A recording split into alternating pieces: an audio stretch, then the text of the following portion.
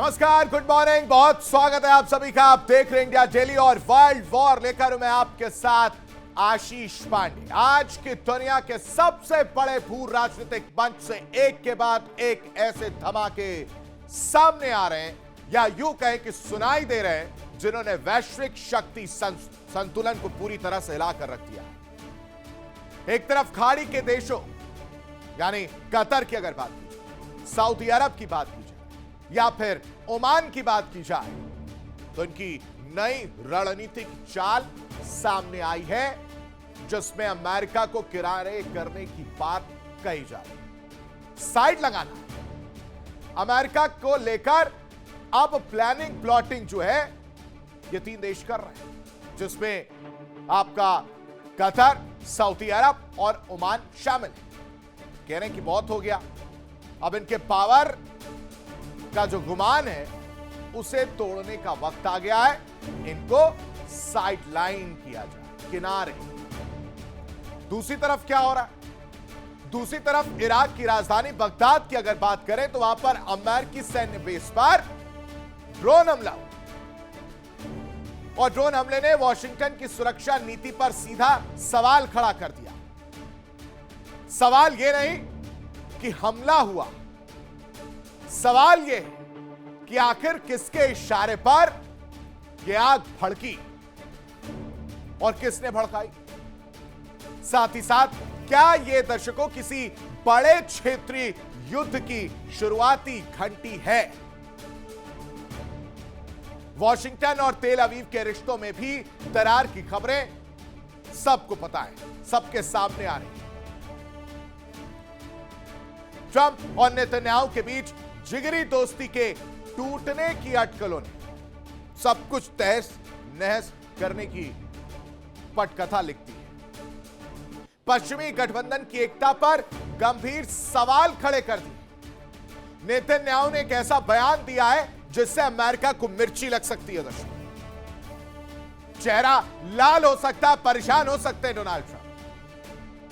कयास लगने लगे हैं कि इजराइल अब एक के बाद एक अमेरिका से सारे रिश्ते नाते खत्म कर देगा, तोड़ देगा, ऐसे सब कुछ खत्म।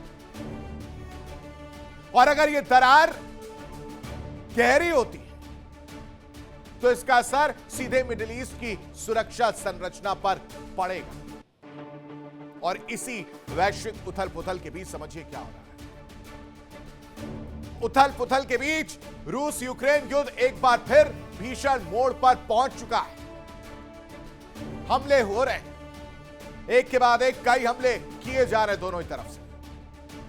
बदलते मोर्चे और बढ़ती मानवीय त्रासदी ये संकेत दे रहे हैं कि संघर्ष अब थमने वाला नहीं,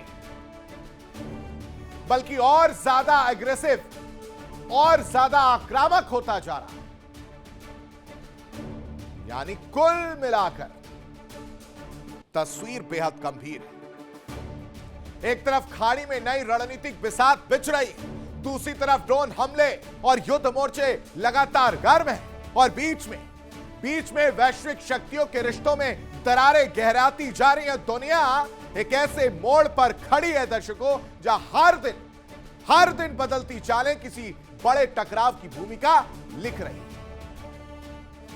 और सवाल यही, क्या यह सिर्फ तनाव है या किसी बड़े वैश्विक तूफान की शुरुआत?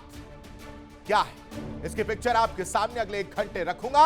और अब वर्ल्ड वॉर की शुरुआत करेंगे। सबसे पहले नजर डालते हैं आज की 4 बड़ी खबरों पर, जिस पर चर्चा करते हुए नजर आएंगे, विश्लेषण करेंगे और बताएंगे कि किस तरह से वर्ल्ड वॉर में कहानी अब एक के बाद एक बदलती हुई नजर आ रही है। वो 4 बड़ी खबरें आपके सामने फटाफट रख देते हैं। सबसे पहले वर्ल्ड वॉर में अब बात करेंगे, वो खबर है खाड़ी के नए दांव को लेकर, और यूएस को घाव मिलता हुआ नजर आ रहा है। ये तैयारी सऊदी, कतर, ये सब मिलकर सामने आ चुके हैं। आपको याद हो कि कुछ दिन पहले एक बयान दिया गया था, कहा गया था कि होर्मुज से टैक्स वसूला जाएगा, जिसका विरोध अमेरिका ने किया। अमेरिका ने कहा कि अगर ऐसा हुआ तो हमले किए जा सकते। फिर ईरान ने सुरक्षा का हवाला दिया, खाड़ी देशों को कहा कि भाई साहब हमें अमेरिका पर डिपेंड रहना क्यों है, आइए साथ मिलकर फेंकते और हुर्मुज से हो रही कमाई को बांटेंगे। अब इससे क्या होगा दर्शकों, यानी यह तैयारी है अमेरिका को साइडलाइन करने की। इसकी इनसाइड स्टोरी क्या है आपके सामने रखेंगे। दूसरी बड़ी खबर जिस पर चर्चा करते हुए हम नजर आएंगे वो आपको बता देते हैं। वर्ल्ड वॉर में दूसरी बड़ी खबर है, यूएस बेस पर ड्रोन हमला देखने को मिल रहा है, लेकिन सवाल यह कि आखिर किया किसने। यूएस बेस पर ड्रोन हमला, वो भी ऐसे समय में जब बातचीत का दौर देखने को मिल रहा है। यह हमला बता रहा है कि अभी भी कहीं ना कहीं जो आग है वो ठंडी नहीं पड़ी। जो सवाल है उसके जवाब तलाशने की कोशिश की जा रही है। और यह हमला कर कौन रहा, किसकी रणनीति, कौन है इसके पीछे, इसकी तस्वीर आपके सामने रखूंगा। लेकिन तीसरी बड़ी खबर जिस पर चर्चा करते हुए हम नजर आएंगे वो आपको बताते हैं कि वर्ल्ड वॉर में तीसरी बड़ी खबर है, जिगरी दोस्ती में आखिरकार टूट पड़ गई है, क्योंकि नेतन्याहू ने कहा है कि मैं अमेरिका पर डिपेंडेंट नहीं रहूंगा, किसी भी योजना का लाभ नहीं चाहिए, एक फूटी कौड़ी भी मुझे अमेरिका से नहीं चाहिए। यह बात नेतन्याहू साफ करते हुए नजर आए हैं। टाइमिंग बहुत इंपॉर्टेंट, और यह ऐसे समय में बयान है जब दक्षिणी लेबनान को लेकर इजराइल मुखर है, हमले कर रहा है, हिजबुल्लाह को खत्म करने का काम कर रहा है।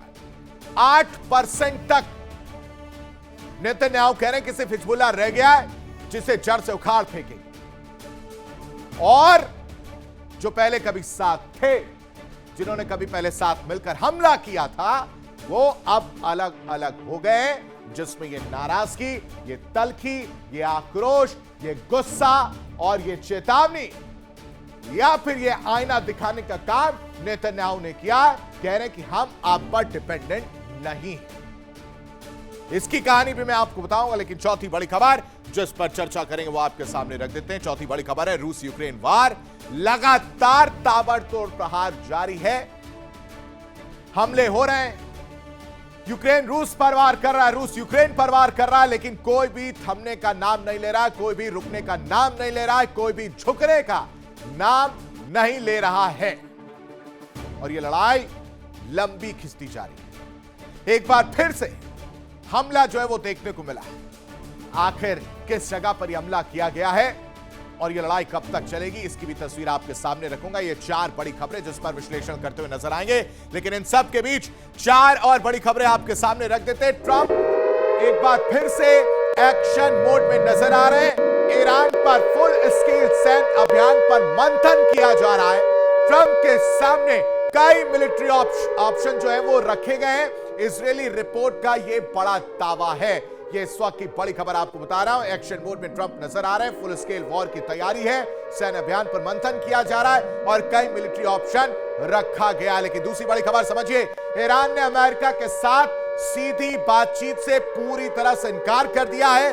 परमाणु वार्ता से पहले युद्ध विराम की शर्तों पर जोर दिया जाए। होर्मुज रूट पर नई रणनीति को लेकर टकराव लगातार तेज होता जा रहा है और ईरान ने साफ और संकेत दे दिया है कि टोल लगाएंगे। 60 दिन बाद वो टोल वसूली का काम शुरू किया जाएगा। लेकिन WSJ की रिपोर्ट क्या कहती है वो समझिए। WSJ रिपोर्ट का जो बड़ा दावा है वो यह है कि अमेरिका और सऊदी के रिश्तों में तनाव देखने को मिल रहा है।